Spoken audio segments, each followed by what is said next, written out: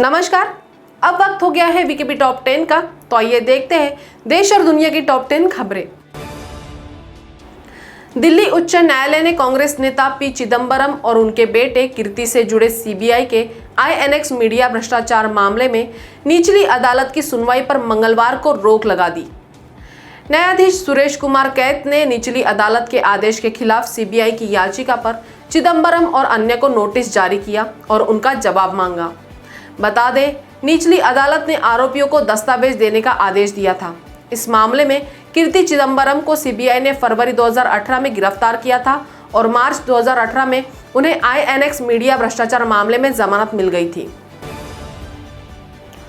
Petrol और diesel की बढ़ती कीमतों ने आम आदमी की मुश्किल बढ़ा दी है। सरकारी तेल कंपनियों ने आज फिर दोनों ईंधनों के दाम में भारी बढ़ोतरी कर दी।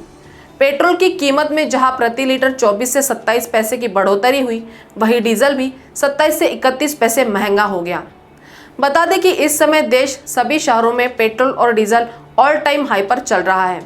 पिछले कुछ दिनों से ईंधन की कीमतों में लगातार तेजी से देश के कई शहरों में रेट्स 100 रुपए के पार पहुंच गया है। इंदौर, भोपाल और जयपुर समेत कई शहरों में रेट्स 100 रुपए के करीब है। चक्रवाती तूफान ताउते को लेकर एनडीआरएफ के डीजी एसएन प्रधान ने कहा है कि गुजरात की स्थिति अब खतरे से बाहर है। हवा की गति कम हो चुकी है और बारिश भी थोड़ी कम हो चुकी है और शाम तक ये डिप्रेशन में तब्दील हो जाएगा। राजस्थान में थोड़ी बारिश होगी, लेकिन खतरा उतना नहीं है। स्थिति अब नियंत्रण में है। उन्होंने आगे कहा कि कोविड इस बार ज़्यादा खतरनाक है, इसलिए ये बहुत ज़रूरी था कि ऑक्सीजन, ज़रूरी दवाइयों की आपूर्ति में कोई दिक्कत नहीं आए। तूफान और कोविड की स्थिति को इसी दौरान मैनेज करना था। कोरोना के मरीजों को किसी तरह का नुकसान नहीं हुआ है। दिल्ली स्थित छत्रसाल स्टेडियम में 23 वर्षीय सागर राणा की हत्या के मामले में रोहिणी कोर्ट के अतिरिक्त सत्र न्यायाधीश जगदीश कुमार ने आरोपी ओलंपिक पदक विजेता सुशील कुमार की अग्रिम जमानत याचिका पर सुनवाई की। सुशील कुमार के मामले में सुनवाई के दौरान पुलिस ने कोर्ट में कहा कि घटना 5 मई की है, जिसमें 2 लड़कों ने फायरिंग की है। हालांकि फायरिंग किसने की, इसके बारे में पुलिस ने कुछ नहीं कहा।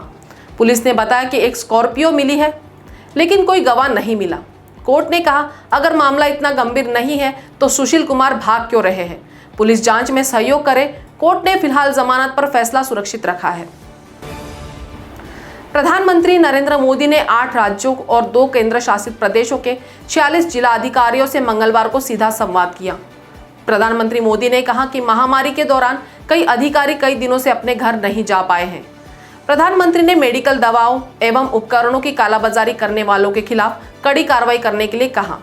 प्रधानमंत्री ने कहा कि कई राज्यों में कोरोना के नए मामलों में कमी आई है, लेकिन हमें पहले से ज़्यादा सतर्क रहने की ज़रूरत है। आपके जिले में अस्पतालों में कितने बेड खाली है और कहां खाली है, इसकी एक डिटेल सूचना जारी की जानी चाहिए। देश में कोरोना वायरस की दूसरी लहर में ऑक्सीजन, अस्पतालों में बेड और वैक्सीन की कमी हो गई है। इसको लेकर कांग्रेस लगातार प्रधानमंत्री नरेंद्र मोदी पर हमला कर रही है। अब बीजेपी ने कांग्रेस पर पलटवार किया है। बीजेपी के राष्ट्रीय प्रवक्ता संबित पात्रा ने आज प्रेस कॉन्फ्रेंस करके कहा है कि कांग्रेस प्रधानमंत्री मोदी को बदनाम कर रही है, जिसके लिए उसने टूल किट बनाई है। बीजेपी ने आरोप लगाया है कि कांग्रेस आपदा में राजनीति कर रही है। संबित पात्रा ने प्रेस कॉन्फ्रेंस में कहा, कांग्रेस प्रधानमंत्री की छवि को धूमिल करने की कोशिश कर रही है। हम देख रहे हैं कि विदेशों की पत्रिकाओं में कुछ भारतीय लोग कैसे अपने देश और अपने प्रधानमंत्री को बदनाम कर रहे हैं। इलाहाबाद हाईकोर्ट ने 1 महीने के अंदर तीसरी बार उत्तर प्रदेश सरकार को कड़ी फटकार लगाई है। कोरोना की दूसरी लहर में संसाधनों की कमी और गांवों में बदहाली को देखते हुए कोर्ट ने सरकार पर तल्ख टिप्पणी की। कोर्ट ने सोमवार को कहा कि प्रदेश के गांवों और कस्बों में चिकित्सा व्यवस्था राम भरोसे चल रही है। समय रहते इसमें सुधार न होने का मतलब है कि हम कोरोना की तीसरी लहर को दावत दे रहे हैं। कोर्ट ने कहा है कि नौकरशाही छोड़कर एक्सपर्ट्स के साथ मिलकर अच्छे से प्लान तैयार करें। इस मामले में अगली सुनवाई 22 मई को होगी। कांग्रेस के पूर्व अध्यक्ष राहुल गांधी ने कहा है कि देश में कोरोना की तीसरी लहर की भविष्यवाणी हो रही है और इसे देखते हुए समय रहते बच्चों को महामारी से बचाने के लिए पर्याप्त उपाय करने की सख्त जरूरत है।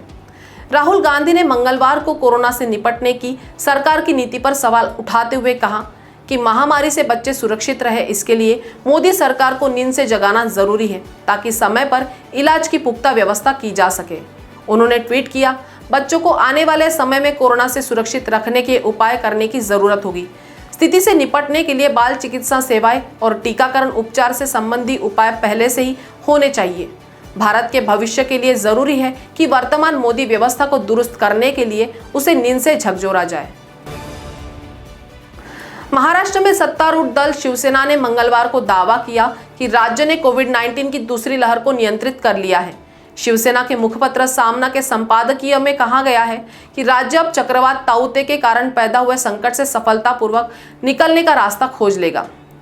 शिवसेना ने कहा, महाराष्ट्र के लिए संकट नया नहीं है और राज्य जो इन संकटों से निपटने का आदी हो चुका है, दुनिया के लिए नया नहीं है। संपादकीय में कहा गया है कि महाराष्ट्र ने कोविड-19 की पहली और दूसरी लहरों को नियंत्रित किया है। अब महाराष्ट्र ताऊते चक्रवात संकट से भी सफलतापूर्वक बाहर निकल जाएगा।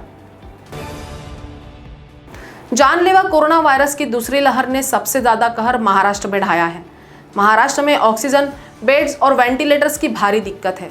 राज्य की उद्धव सरकार और केंद्र सरकार के बीच कई दिनों से वेंटिलेटर्स को लेकर तकरार चल रही है। अब राज्य के उद्योग मंत्री सुभाष देसाई ने केंद्र को वेंटिलेटर्स वापस देने की धमकी दी है। उद्योग मंत्री सुभाष देसाई ने कहा है, केंद्र ने वेंटिलेटर दिए हैं, लेकिन हमारा कहना है कि वेंटिलेटर दे रहे हैं तो अच्छे वेंटिलेटर दे, जो चल रहे हो ऐसे वेंटिलेटर दे। उन्होंने कहा, बंद पड़े वेंटिलेटर्स का क्या उपयोग है और अगर इन्हें जल्द दुरुस्त नहीं किया गया तो हम साबार इन्हें वापस कर देंगे। तो टॉप 10 के खबरों में अभी इतना ही। आपसे फिर मुलाकात होगी, तब तक बने रहिए वीकेबी न्यूज के साथ। नमस्कार।